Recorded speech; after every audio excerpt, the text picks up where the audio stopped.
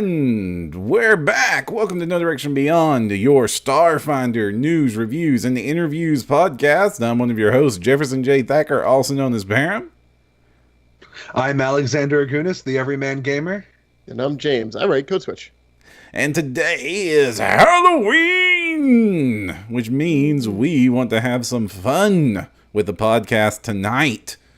So, we don't normally have fun with the podcast? Well, yeah, but oh, darn it. I have failed James. That's all right. All right, but so what we decided to do was what was fairly obvious and quick to put together. We are going to be making Halloween-themed monsters here on the podcast. We each have prepped a monster, and we will talk about how we walked through its creation through the Alien Archives monster creation or alien creation, creature creation, whatever rules. And then we're going to try to make another monster here live on stream, hopefully with viewer participation. So any of our audience, please get your monster ideas ready in chat. Because there's going to be a delay between chat and live, we're going to give you some time to give those answers. But first, before we move on, we need to talk about our monsters. I mean, I'm not sure why we're letting them pick. We all know they're just going to ask us to do those shrinking devils that we were talking about in the actual review of this book. But I understand that we should at least let them come to that inevitable conclusion. Or they're going to ask us to make Theatermanders. Yeah, just make Theatermanders again, please. Yeah. All right. So, Alex, let's start with your critter. So, what sort of Halloween beastie did you bring with us tonight? Well, I based my monster off of not a real world monster, but a monster from pop culture that people have been talking about a lot in the past year or so. I made a chaotic evil colossal aberration, and my Starfinder name for it is the Katekanham, because I needed to give it a name that wasn't the name that would just be a ripoff. So that's what I went with. I pulled up a whole bunch of different name sources and got components of it from different words that meant different things in a bunch of languages from Aboriginal peoples like North America and South America. Okay. So I'm not going to say what it's based on yet. I'd like to say the abilities that it has and see if the audience can figure out what I based my monster on. I think that sounds like fun. What do you guys think? Okay. Yeah. Okay. So where should I start with talking about my colossal chaotic evil aberration that is extraplanar? What's its CR? 19. Wow, you have a big old boy monster, don't you? I do. And so my strategy, I kind of cheated, I'm sure, compared to you guys. I went into Hero Lab's Starfinder Online thing, and I just made a blank CR19 aberration template, and it popped all the stats out I wanted after I picked my skills. So it let me just sit there from there and actually just write the monsters. It took maybe 45 minutes to do my monster altogether, which was pretty cool. I recommend grabbing Hero Lab for monster building if you need to. But yeah, I did a CR19 colossal aberration. Wow. I only got a 24 on my knowledge aberrations. I don't think I even get a question. No, you don't. You need at least a 29. Ah, crap. And this might arguably be a unique creature, depending on the lore of the TV show it's from. So it might even be even higher. Okay. So I wanted to make sure when I was, I'm not going to go over the basic aberration stuff from the aberration graph, but one of the more interesting abilities that I gave my monster is that it has blind sense thought with a range of 1 mile. Okay. Well, let's walk through the creation steps with your monster. Sure. Okay. So step 1. Okay. Beside, you're keeping the concept secret, other than it's an aberration monster. Okay. So step 1. What array did you pick? I picked the spellcaster array. Okay. Spellcaster is always a fun array. It is. Okay. And what creature type graphed? It is got the aberration creature type graphed. Okay. An aberration. Okay. That's fairly obvious. Yeah. Okay. Any subtype graphs? Just extraplanar. Just extraplanar. Right. Does this thing have a class graph? No. Any template graphs? No. All right, so special abilities. What does this critter do to the unfortunate PCs that run into it? Well, as a CR19 creature, it gets 2 at-will spells that are spell-like abilities that are 4th level. It gets 3 that are 5th level, and it gets 4 that it can use once per day that are 6th level. So the spells that I picked for, at will, it can do Cosmic Eddy and Mind Probe. Okay. 3 times per day, it can do Synapse Overload, Telekinesis, and Unwilling Guardian. Unwilling Guardian is this really neat spell that, like, you pick someone and they're basically brainwashed into defending you for the spell's duration. Okay. And for once a day, it can control gravity, it can do a mass suggestion, it can shadow walk, or it can terraform. Terraform. It can terraform. Okay. Does it have any unique special abilities? It does. So it has a grand total of 2 unique special abilities, and one of them is a curse that it has. I think I might know. I have a hint of what this is. Yeah. So I'm going to give the curse first, because I think that the other special ability is a much stronger clue, and I'd like to do the lower one first. It's got an ability called Mind Flay. As a standard action, the monster can attempt to forcibly infuse a living creature with its essence. This requires a melee touch attack against the target's EAC. If the attack hits, the target must succeed at a will save or gain the Mind Flay curse.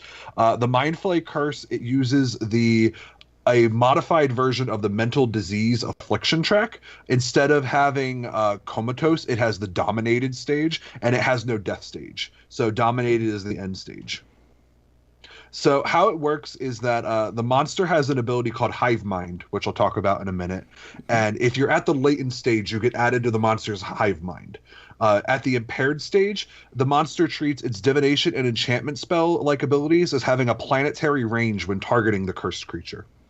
At the befuddled state, any divination or enchantment spell-like abilities that the creature has that they use to target that creature will have the duration change to permanent, dismissible, ending automatically if the curse is lifted. At the dominated state, the target takes none of the penalties associated with the mental disease tract and instead acts as if under the effects of a dominate person spell, except the target can be of any type. A successful DC 26 will save to resist the control allows the target to act normally for 1 minute as if unaffected instead of ending the dominate effect, and the monster doesn't need to concentrate on the dominate spell to maintain the domination. Yeah. So its Hive Mind ability, it treats all creatures that it's cursed with Mind Flay that are at the latent stage or higher as being in its Hive Mind, and it can communicate with its Hive Mind as if using telepathy if those creatures are within range of its blind sight, which is 1 mile, and it requires no action to change a dominated creature's orders. Normally you have to do a move action, it can just do it. It also receives full sensory input as interpreted by the minds of those within its Hive Mind, requiring no action to access the information. Normally it's a standard action to do that. Control can be maintained across the planes provided that the blind sight can reach the creature. So you probably need to have like an open portal or some sort of hole somewhere in order for it to go through. Creatures in the Hive Mind must succeed at a DC Fortitude save if the Hive Mind effect ends, like they're no longer in range. They have to succeed at a Fortitude save or their neural pathways are fried, making it completely unable to take actions, including breathing. So if they breathe, they drop to 0 hit points and begin dying on a failed save, and on the next round the target dies. If you somehow manage to stop it from suffocating, you can only restore the target's mental facilities with the Psychic Surgery spell. There is one more clue I can give about what my monster is. Okay. That clue is how to cure the curse, because all curses in Starfinder have like a weird way to cure them. And this one, to cure this curse, the target must be subjected to hot temperatures of 100 degrees Fahrenheit or hotter, which allows the target to attempt a new saving throw each hour to end the curse. So what do you guys think, chat? Have you figured out what my monster is, what I based it on? Okay, we have no guesses from chat. So, James, do you have anything? At first I was thinking it was that Elder God from Strange Aeons, but now... Yeah, the one that did the things that was real bad. But now I think it's not that. I don't know why, but it reminds me of Wendigo a little bit, but that's not right at all. just because Wendigos and cold stay together. So I kind of, I don't Uh-huh. know. I'm actually just stumped. Is this the monster from Stranger Things season 2? It is. It is the monster from Stranger Things season 2. No wonder I've never seen it. It's a great season. Well, what do you think? Is my monster a great representation of that concept? It does seem to manage that concept fairly well. It definitely would be horror themed because there is lots of scary adventures you could have with that, as denoted by the critically acclaimed television show Stranger Things. I'm sorry. You get a new save after an hour. What is the tick rate of the curse again? A day. The frequency is day. 1 day. Okay. So you do have some time. Okay. Yeah. So like in Stranger Things, one of the things that like happens is that the kid falls under the influence of the bad guy over the course of like a few days. And so that was something that I really wanted to make sure was captured by this monster's curse. That And like, because, oh, sorry. Go ahead. And so because you're doing it with a slow build, that definitely lets you like infuse that body horror element into it. Yeah. It also, this might have helped. It's weakness to fire, and it has sunlight powerlessness. So if you manage to somehow catch it in sunlight on the plane of shadows, good job. Yeah, you did the thing. I mean, Yeah, that's yeah, you beat the odds, kid. You went from 0 to hero. where do you think it would usually inhabit? Definitely in the plane of shadows. In Stranger Things, what basically happens is that this monster is in the plane of shadows, but holes open up between that plane, its plane, and the material plane, and it can basically force its power through those holes, and it like burrows tunnels all over the place. Without trying to give too many spoilers, because apparently in chat there are people who haven't seen Stranger Things season 1 or 2. Get on that; it's really good. Yeah, fantastic show. Yeah, but like there's a tunnel network, and it's able to use its mind control powers across the planes because there's that connection. And so that was something that's really important to me too, because a lot of these abilities that like allow you to do mental control or whatever stop working across planes or even through portals. So I was like, this needs to be specifically in here. It also has Cosmic Eddy because the monster does a lot of storms. And I thought that was really fun. But most of its abilities are just based on like creepy mind stuff. And it has terraform so that it can make the tunnels that it needs. I guess it's huge, but I mean, burrow speeds aren't colossal. restricted.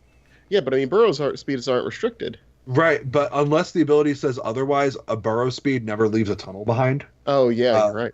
Yeah, so I was like, I need an ability that actually makes holes in the ground, and terraform was the spell I did to do. Okay. That's a scary monster. What's his attack stats look like, by the way? I assume it would eventually punch you. Oh, yeah. So it's an incorporeal creature, I should add. What? That's like number 1. It's a ghost. It has 4 tentacles that have plus 29 to hit, that do 9d8 plus 28 bludgeoning damage, and then also trigger its mindful ability. I'm sick already. Yeah, no, it's beautiful. Because it's colossal, it has a space of 30 feet and a reach of 30 feet. So, yeah. But, there is one good hope for you. It has a movement speed of 10 feet and a fly speed of 40 feet. So, like, it's absolutely outrunnable. If you are cybernetically enhanced. Yes. This is Starfinder. You aren't cybernetically enhanced?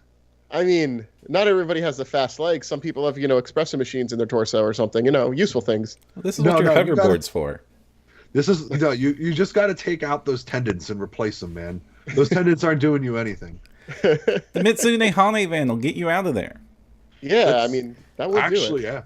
Yeah. I'm sure that van is fast enough to outrun this monster, right? In full speed, because vehicle speeds are weird in Starfinder. This is a chase sequence waiting to happen. There's a chase scene in the special that I think fits this perfectly already. Yeah? Yeah. Oh, it's man, actually... I should throw this at Thirsty and be like, hey, Thirsty, how do you feel about a CR19 monster? And Thirsty will say, no. Oh. I think it was a special. There's a scenario where you're just Jurassic Parking, and it's very good. Oh, is it against the pink dinosaurs, the great ones? Oh yeah, that's what it is. It's that one scenario. Yeah, after our last episode where I talked about how I killed the dinosaur with bleed damage, I had to very calmly and multiple times explain to Vanessa that I did not kill a Rendoka, that it was just a giant dinosaur. Yeah, it was just a separate dinosaur from the same planet.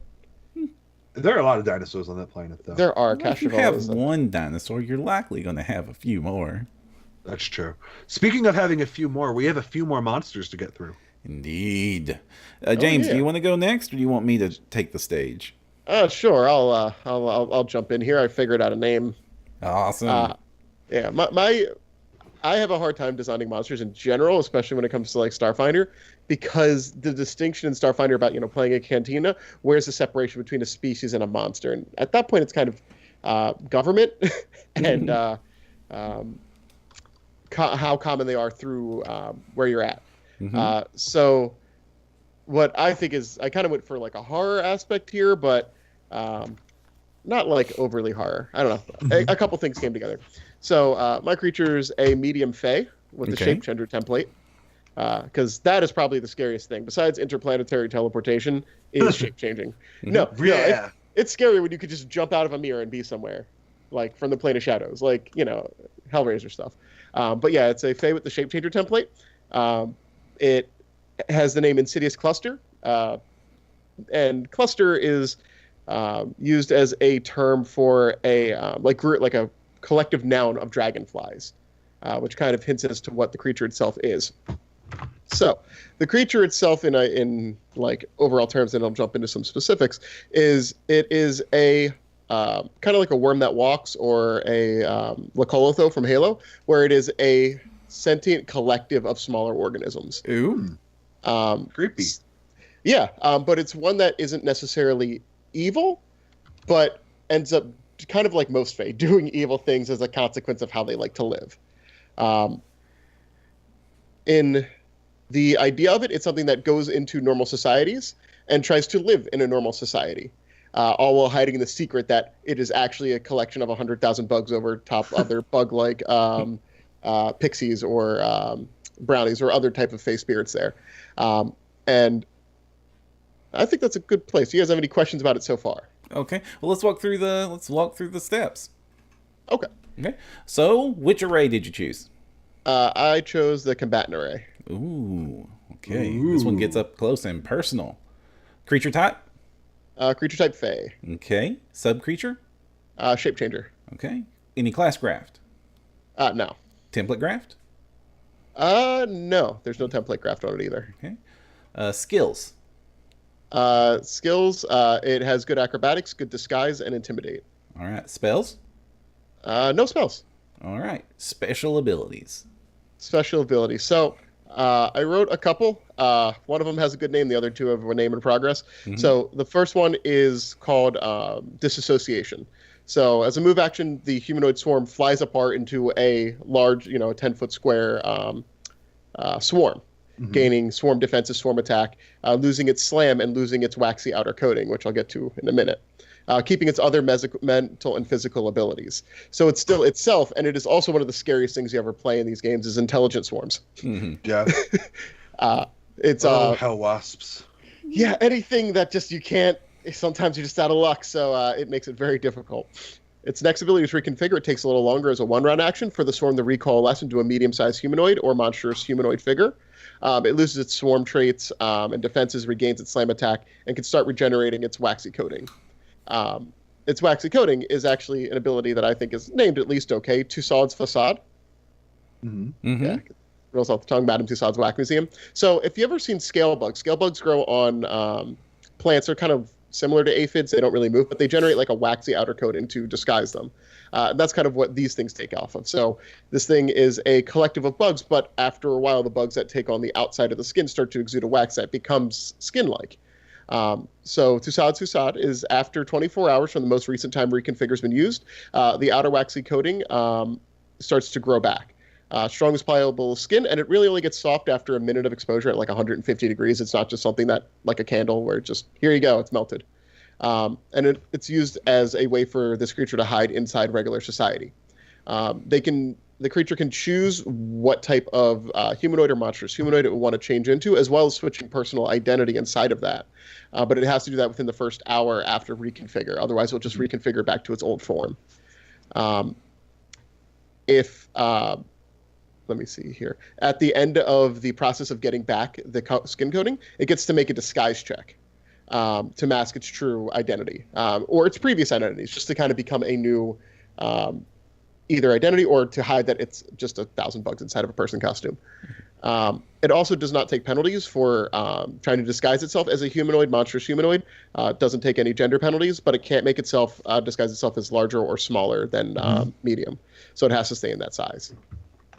Okay. That's pretty cool. So what sort of encounters do you think would be good for this creature to be used in? So there was a very good scenario very early on in season 2 of Numenera Society where your group is part of like a crashed airship expedition. And there's just somebody there who just speaks nonsense. This creature would have an intelligence higher than that. It's like intelligence 10. But in that scenario, it's this very helpful creature, but it speaks nonsense, and it might not be as benign as it seems. This creature kind of has the same where it wants to be in polite society, but because it wants to keep its identity, keep it secret, it's something that can become violent very quick. And it's also something that if you were to find out what it was, it has things like blind sense 60 feet with scent, dark vision, and it's something that would be able to pretty easily find a way around to find those people that would know its secret. Okay. You accidentally walk into a dressing room. The person is changing clothing, but beneath their hoodie, there is just 10,000 dragonflies. And now each one of those dragonflies wants you dead. Starfinder Society presents catchy name. It's also, if you think about like during like an accident or something like that, like I didn't want to put mechanics for exactly the hit points of the skin, and you could do that, but I think that's a little nitpicky. But you can just have times where it's like, oh, I cut myself with a knife while I'm cooking, fun, good times. Oh no, my finger's dragonflies. Oh no, all these people saw. No, this daycare, no. I'm sorry, children. I'm sorry about my secret. It's also, for it itself, swarm damage, you usually go down a CR. So its damage is a little bit lower when it's swarm form. It's like 1d10 plus 14 piercing, DC 16 fortitude. I also downed its regular slam attack because with its ability to just basically hide in plain sight, I felt it was a little bit powerful. Doesn't change it a whole ton, but instead of being, it has a swing of like 5 average hit points per damage almost. And it only has 1 attack, which is a primary slam. It's like the Ant-Man monster from Rick and Morty, where like there's one queen dragonfly, and if you kill the queen dragonfly, all the other ones die. See, I gave this way too much thought, and I thought about like a lot of animals don't actually have brains, or not animals, but in invertebrates, they have what are called ganglia, which are just basically big bundles of nerves. So if you treat Fae like that as part of it, you could even lose some of them and be fine, which I think is even scarier because then it can just grow back as the bugs reproduce. Right. So what CR? CR is 10. Excellent. So it seems like we all sort of went on the higher side of monsters. I think Starfinder doesn't have a lot of crazy high-level monsters right now, and so like doing those is fun. Mm-hmm. Yeah, and all the lower ones you can do with a pretty easy transition or conversion from the original Pathfinder manual. Okay. I already see a lot of suggestions in chat. Because of the delay in chat, and take this time, chat, to suggest any sort of monster you would like us to create. We'll discuss and pick one out of one of the suggestions after I get done with my monster to give you all time to get those suggestions in chat. So come on, chat, please give us some monster ideas you want us to make. So I'm thinking that since you read for us, we should read for you. Are you ready, Param? I am ready. Array, go! Wait, what? Array, go! Oh, I haven't even told you its name yet. I don't care. Array, go! Okay. Daggone it, Alex. I'm not keeping my monster secret like you did. I don't need to disguise it. The chat doesn't need to know, not until you've set it up perfectly. All right. So fine. Tell us your name first. All right. So it was interesting that James was talking about Hellraiser as one of the inspirations, because that was totally one of my inspirations to make this thing.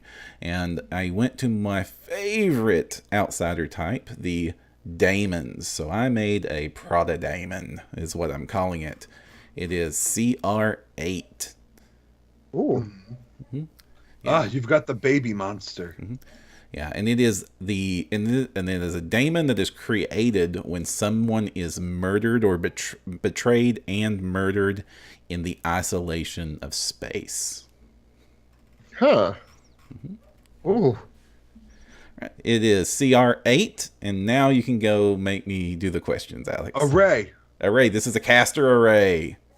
Spellcaster array. Creature type. Graft. All right, this is a neutral evil medium outsider. Subtype grafts. Daemon, of course. Class graft. No class graft. Template graft. No template graft. Special abilities. All right, this thing has 2 unique special abilities besides its spell casting. The first and easiest one it has is Frightful Presence, because this is meant to terrify. It is a terrifying creature.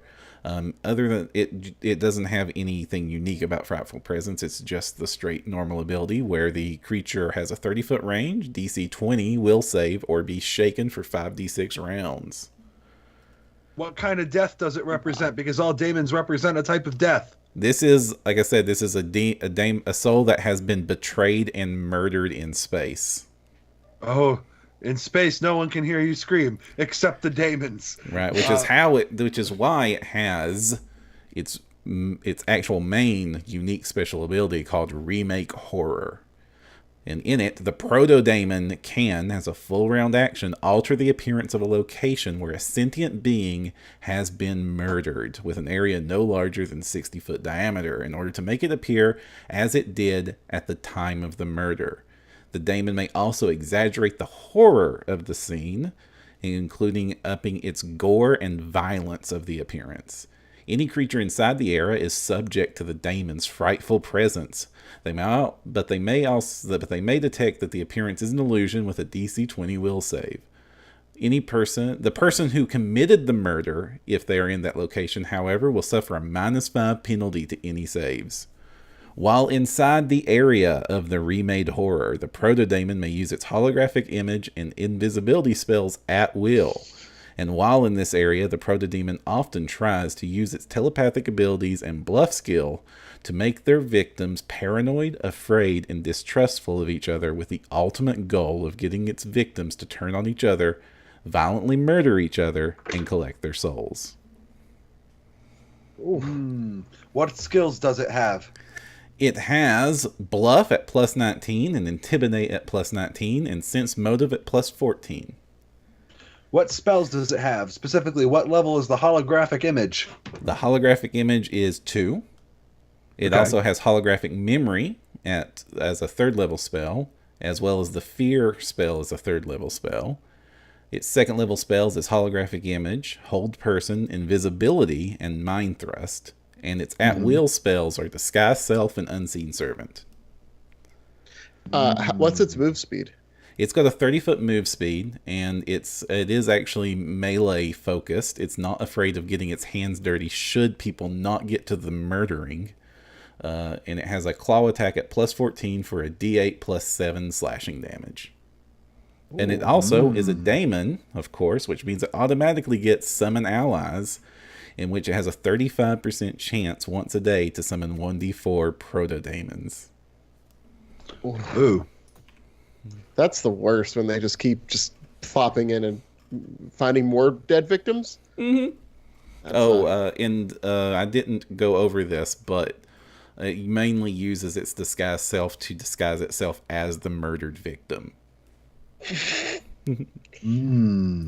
Ah, boy, does it wait for rescue parties? Oh, absolutely. This thing loves rescue parties or explorers or scavengers.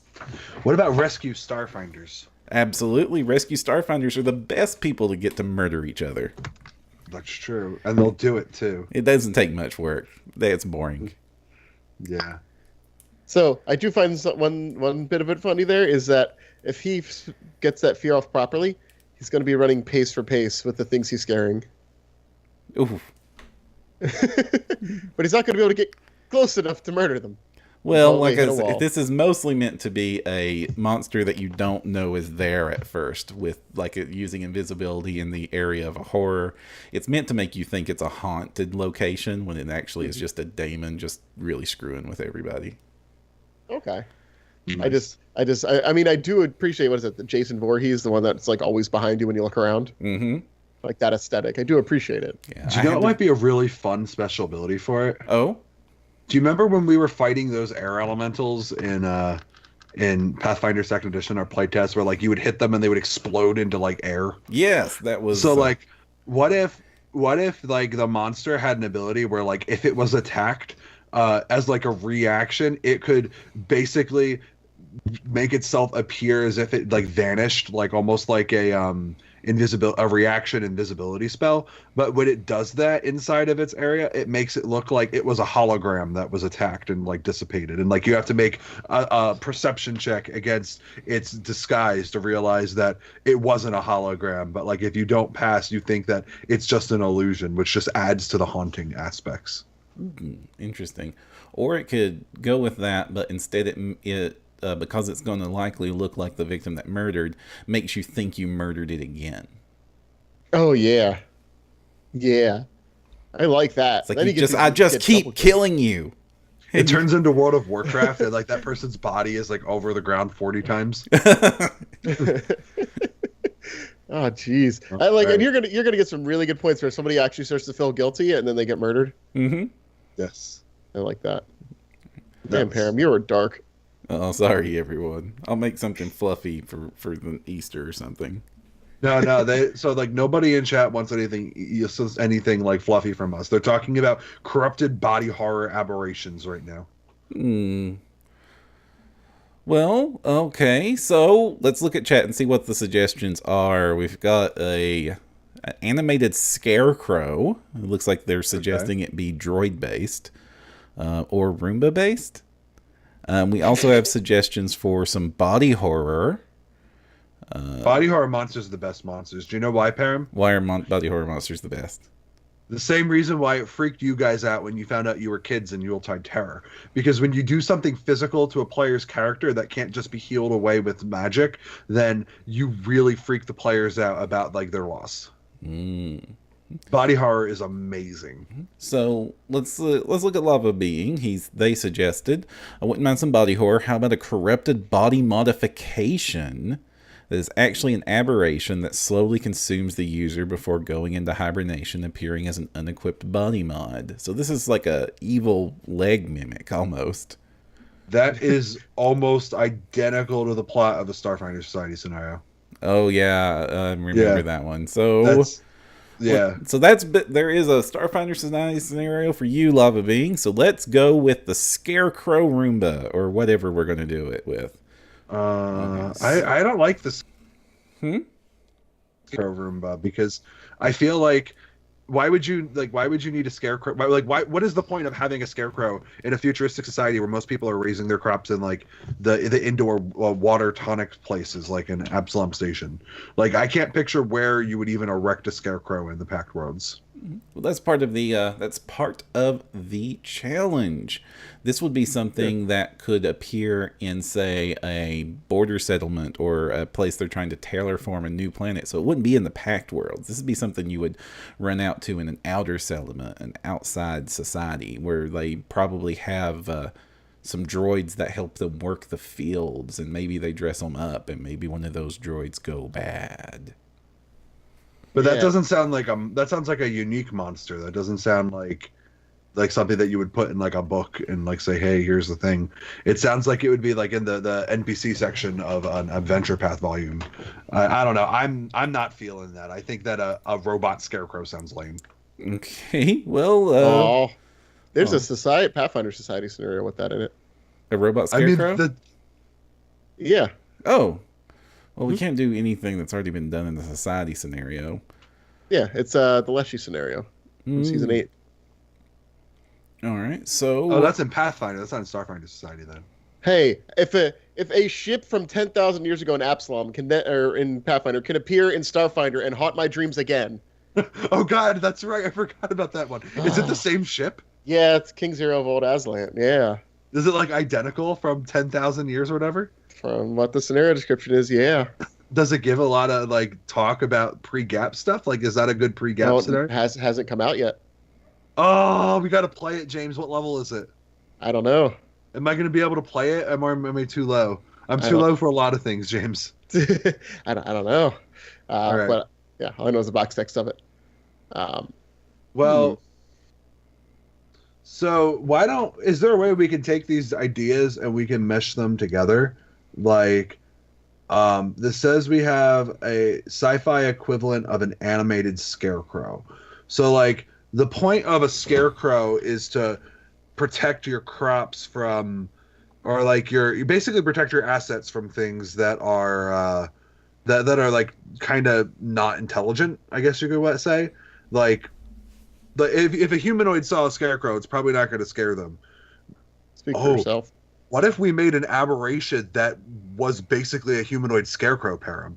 That its job was to just scare people that come near it to keep it away from places.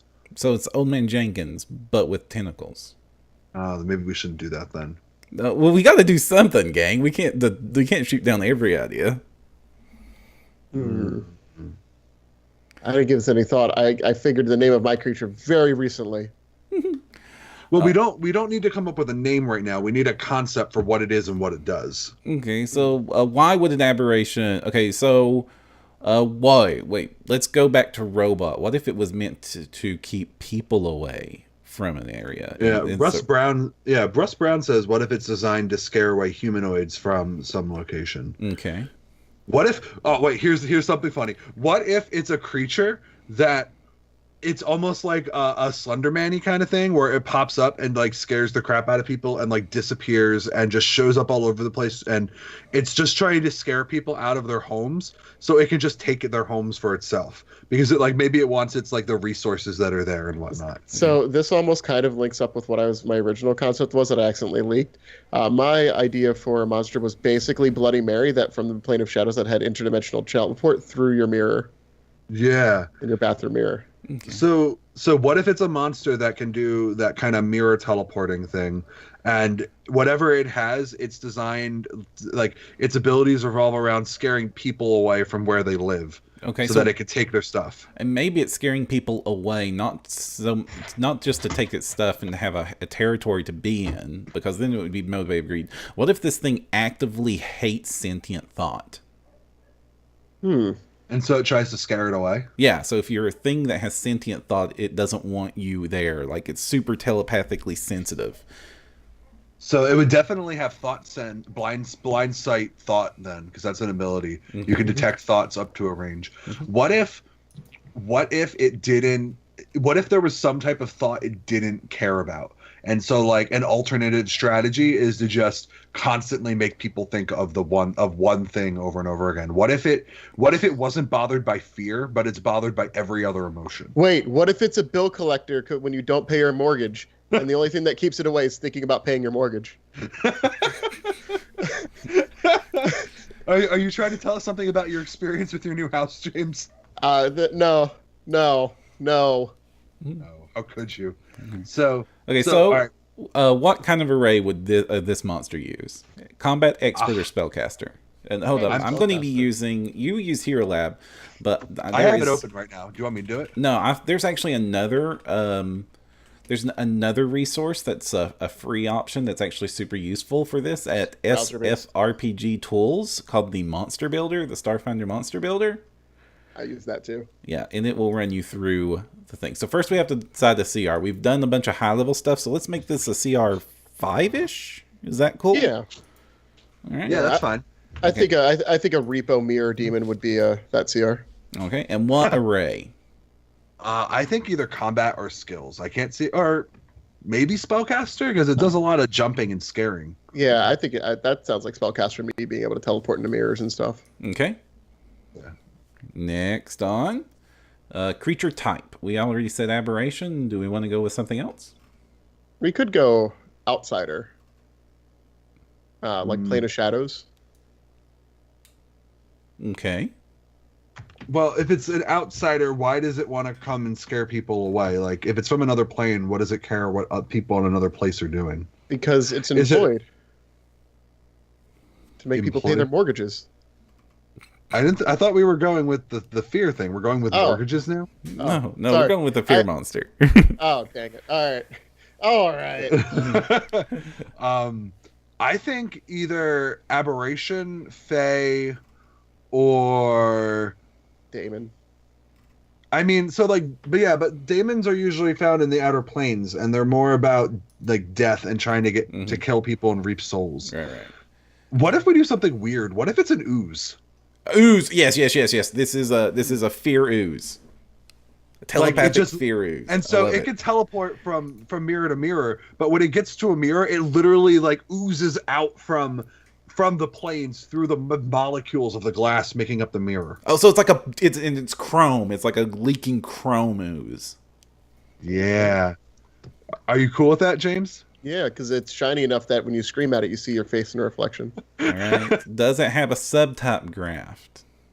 I'm skimming through them quick. I don't remember any that would be super useful. What do you think, James? No, no, I don't think so. I mean, it's not going to take any like other forms, so shape changer isn't really appropriate. It's not really extraplanar or anything, so it doesn't need those type of arrays. So I think we're good. Yeah, I think we're good too. Okay. Next up. We don't need a class graft, No. I'm thinking. And I don't think we need a template graft. I'm just scanning through quick. We could do Fenric. That gives it minor mental powers. Okay. Like including, so it has limited telepathy, but it's only with creatures it shares a language with. I don't think I like that. There's the Umbral, which is Shadow Plane stuff. It gives it dark vision, blind sense, vibration. We could alter that to thought, since that's what we want for our concept. But that's really all the Umbral thing gives. It gives dark vision and blind sense. I think we can just give it to those as abilities. I don't think we need the graft. Okay. Unless you think that being from the Shadow Plane, being in dark places is important. I kind of don't think it is as and much. we already have a monster. Your monster's already shadow planing. Yeah. Oh, is this extra planar then? No, this is just an ooze on its own now. Okay. All right. So then we need the spell. Yeah, James. Gray might be appropriate if I don't remember what the phase special ability is. The Gray. subtype gray, like the gray aliens, because they get telepathy as part of that graph. I'm just trying to remember what phase does. Phase is the one where you have blur and you blink in and out of existence. Nah, that's scary, but not super appropriate. Never mind, we're good. So for the spellcasting array, do we want to give them spell-like abilities or make them like actually cast spells?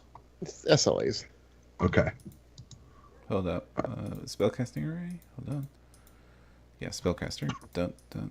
Optional subtype. To the graft. Okay, select free special abilities. We'll come back to special abilities. All right. Spellcasting. Oh, top ability scores. You have to pick the 3 top ability scores it has. And int is already 0. Oh man, why? Doesn't need to be. No, we can make it higher. That's fine. I don't think there's any rule that says that it has to be a mindless creature. Oozes have mindless as a thing, unless we override it. I don't know why all oozes have to be mindless. I feel like that is. I feel like Pathfinder broke that rule. Didn't other things break that rule? Yeah. Pathfinder totally. There's that sentient ooze from in the heavens that wants to be superhero ooze and gets itself into trouble because it keeps trying to defend the heavens from monsters much more powerful than itself. Mm-hmm. Okay, so what's this build? What do we think? I think that it's definitely so. All oozes get blind sight. I think that it has blind sight thought. Okay, And so I off think of the top. Go ahead. so I think high wisdom. Yeah, that'd Yeah, probably be the most 'cause- likely. Because wisdom is all about like perceiving things. So maybe it is perceiving. Okay, what do we want to have? High charisma. No, I don't think it should. Okay. High I think that is a- constitution. Maybe. What do you think, James? I mean, Constitution would probably be a high one. Yeah. Yeah, I'm thinking maybe con and dex or con and strength should be good. I like the idea of strength because I like this thing being a slow moving threat. Yeah. So we'll give it con and strength. We could probably like what's the minimum modifier for CR5? Oh, I'm not sure off the top of my head. Doesn't your program tell you? The No. minimum modifier for CR5 Like because is Hero plus Lab is 2 plus 5 plus 3 plus 2. okay. So we should probably make intelligence like low, like one like +0 or or -4 or something like that. Like Oh, in that yeah. range. Mhm. Like I don't think this thing should be as smart as a person Mhm. because all it wants to do is scare people away because it can't tolerate their thoughts. Maybe thinking interferes with like the subatomic psychic bonds that keep its body animate. Okay. Well, that's a lot of stuff you threw out there. I'm just thinking, like, because like that's something you could do as a weakness.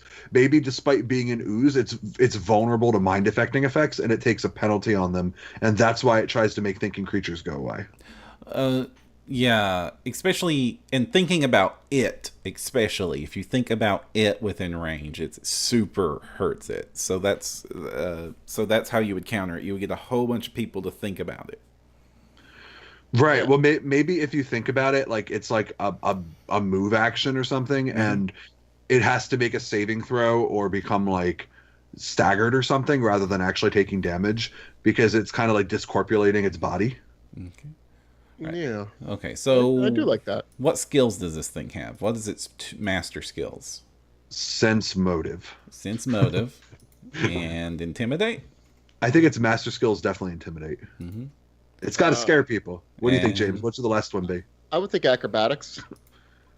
The somersault ooze. Flip No. ooze. Go. It's for like escape artist. Like it's an ooze. Flip ooze.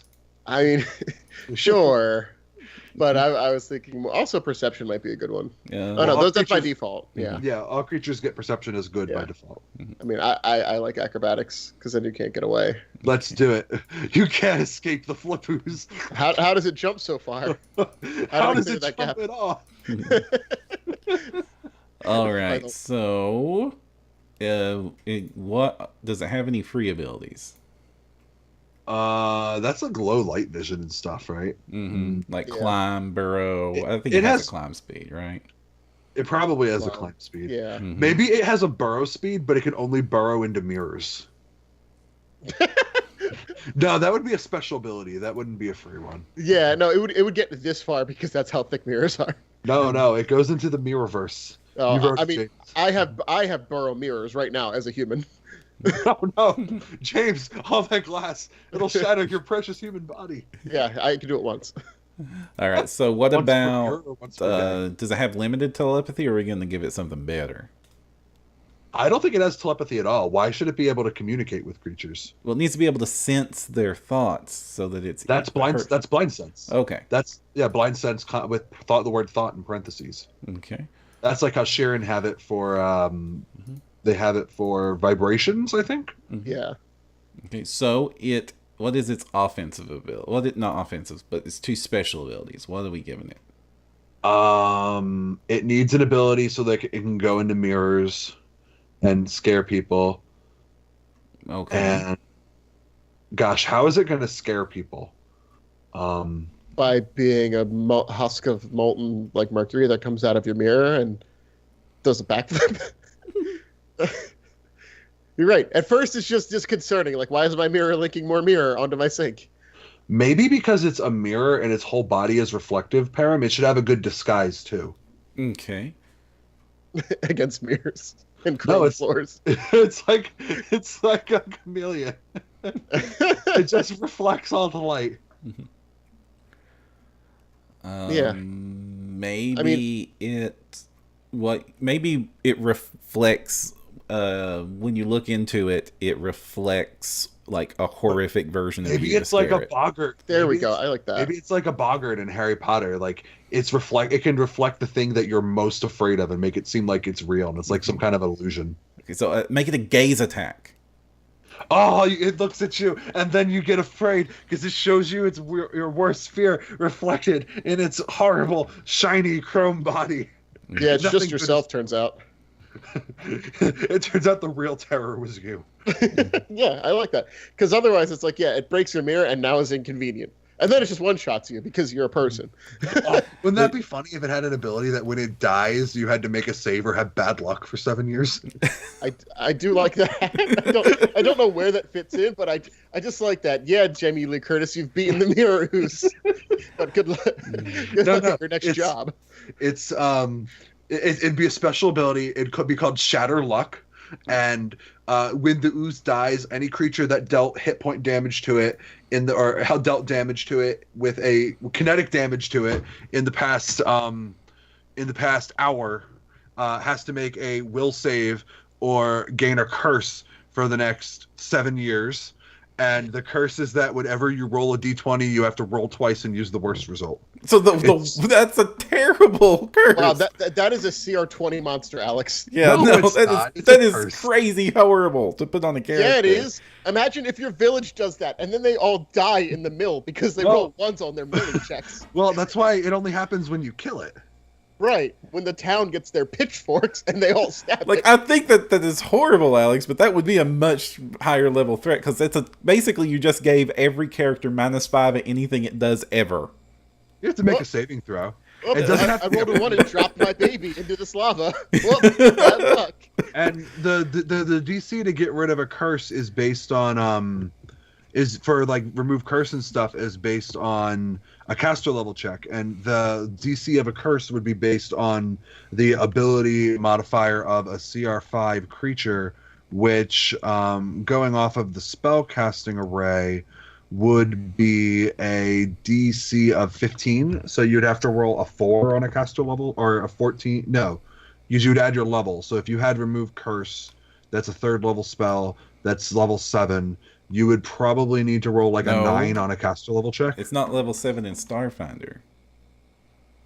Isn't it? That's a 3rd. Yeah, so it'd be 10. Okay, so you have to roll a 5 on a caster level check to get rid of it. And then, since curses all have conditions under which you can attempt saves, you can say that the duration is 7 years, but maybe like something auspicious would let you make a new save to get rid of the curse early. Like how in Holes, Stanley Yeats can get rid of his curse by like carrying 0 up the mountain or whatever.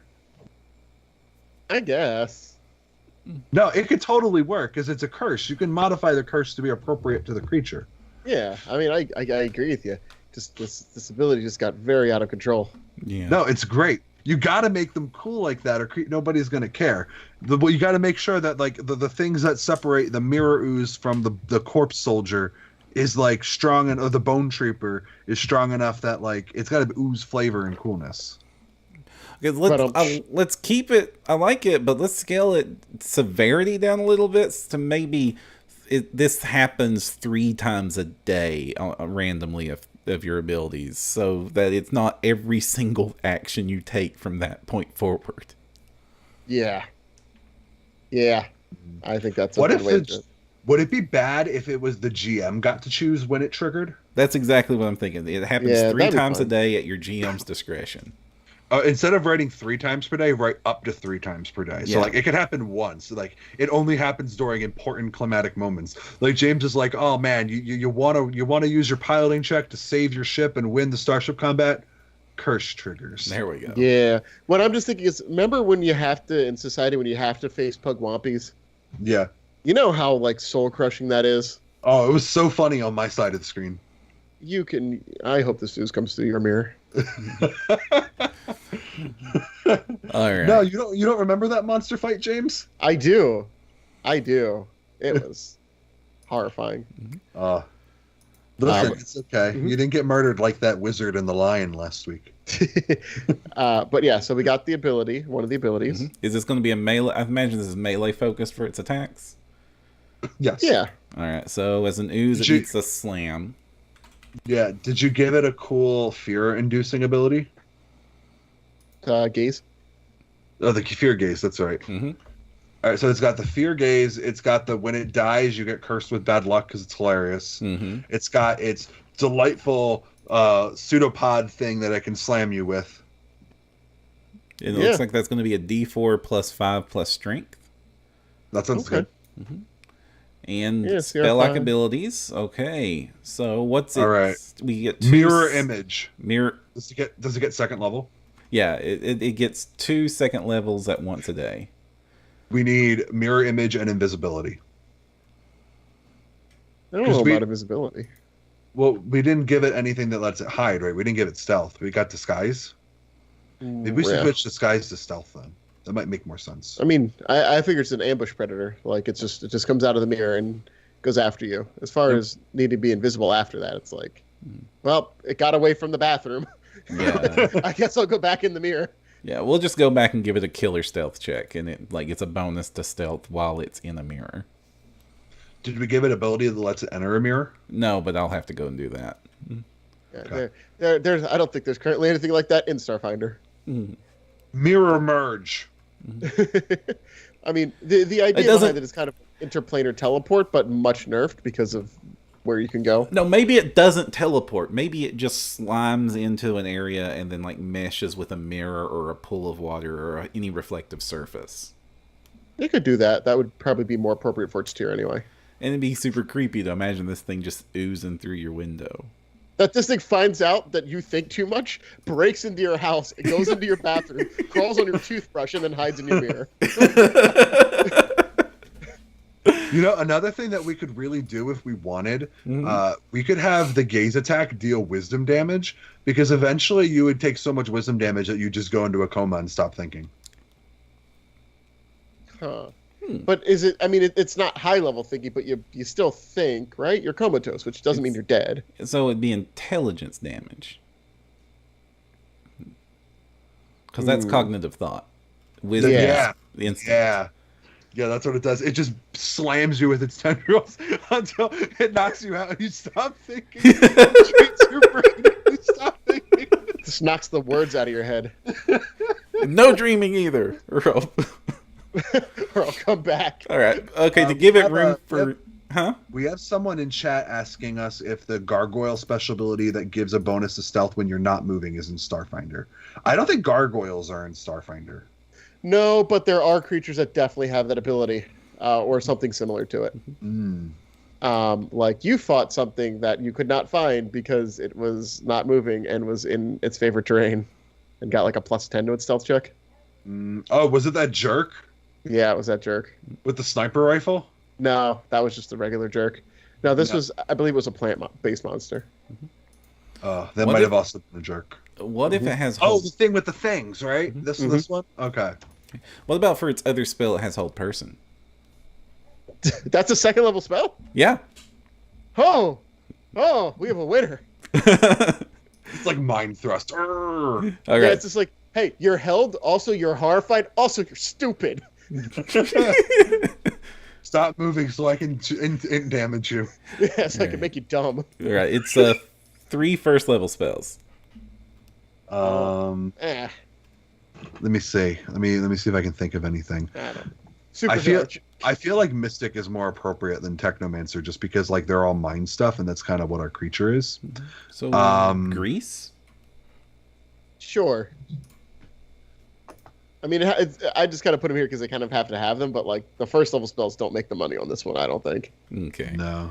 So maybe not. Did not give maybe any it's of got these... lesser confusion. Okay. Okay. Like you're running around, you're babbling, you're being dumb. Also, giving it command might be funny, just because it's almost like it's taking out it's forcing you to think a specific thought, which is, I'm gonna fall down now. That's not a smart thought in front of it, so I guess that counts. Okay. Yeah. So that's 3. We could give it the fear spell. We could give it See, fear spell is a problem because if you cannot catch up to the thing that's running away from you. James, we could give it Tom's favorite spell. Reflecting armor. Oh God, why would we give it something useless? Because it reflects, so it's thematic. It's thematic. You're right. It's really thematic. All right, so Nate, read back to us what we've got, Param. Okay, it's got hold person and mirror image, and it also has command, lesser confusion, and reflect armor. So it needs one more. No, that's it for first level spells. It needs 2 0 level spells. Days. Okay, days. Psychokinetic hand. Okay, and psychokinetic hand. I guess that's something any ooze that had the ability to do magic would want to do, is have something that can move things closer to its mouth. Yeah. The other thing that we could do that might be really funny is token spell, where we could have this ooze going ahead and seasoning its food with magic. Oh, that's too Disney. Yes, the ooze that beats you until you're stupid is too distant. Well, once it starts like just bringing out like magical salt pepper, like Size. Small or medium. Small or medium, I'm thinking. I'm leaning towards small. Small. I mean, small is like the size of a dog. I think if it's the size of a person, there's more shock value there. I'm thinking of it like coming out of a mirror, but I guess flooding a thing the size of a person pouring out of a mirror is pretty terrifying. Yeah, when you get a dog out of your mirror, you're just like, oh, the dog was hiding behind the mirror in like your medicine cabinet. I don't think you've ever had a dog. I don't think you've ever had a medicine cabinet. I was almost thinking about going the opposite direction, like make it large, and just like this just keeps coming out the mirror and just floods your whole bathroom. That's funny to the point where it appears and then has to push the creature out of the bathroom because they can't exist in the same space. No. If it drowns monsters inside of its chromatic bulk, then that counts as stopping their thoughts, right? Yeah. Starfinder does not want you to do that. Russ, I don't think size gives the same deficits to Intimidate as it does in Pathfinder. Yeah, there's nothing size related in Starfinder. Russ actually just asked that in chat. Yeah. Yeah. Size just is for flavor. Yes. And reach. Don't forget reach. Yeah, this thing probably wouldn't have reach, though. No, I think it should have reach because it's slow. It's the only way it's going to get things. What's its move speed? 20 feet. Why not 30? It can be 30. Right, why not 30? Okay, 30. Also, it has hold person. Right, good point. You can't get away from me. Okay. I'm making you think one thought, and that is don't move. Okay, we need to give this thing a name. Mirror mind. I was going to call it the repossession agent, but that's not apt anymore.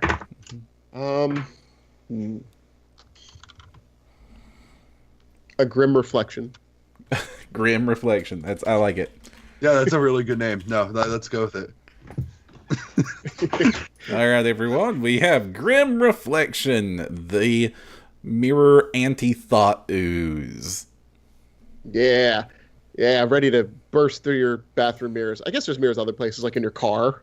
Good luck with that. And it's medium size, just pouring out of your.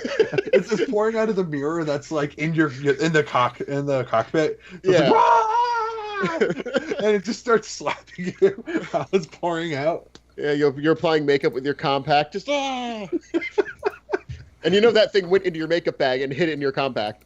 Yeah, no, totally. You go and like you're walking, and then all of a sudden your compact feels like it weighs 200 pounds because it does. There's now an ooze inside of it. Intent is scarier than accident. All right, everyone. That is our ooze. I think this is very scary and would make for an excellent horror scenario. If you've enjoyed any of our oozes or have any horror monsters of your own, please let us know on the comments or on this video or on, of course, NoDirectionPodcast.com if you're listening to the audio. And, of course, our Facebook page at Facebook.com/NoDirection. You can also participate in Evil Monster discussion or anything else Starfinder or Pathfinder related at the chillest Discord channel in the Paizo fandom, which is at our Discord server, which you can find at NoDirectionPodcast.com. You can also email us at NoDirection@hotmail.com or visit us at Twitter.com/NoDirection. Anything y'all want to shout out to before we go? Alex, any cool Starfinder stuff you've put out?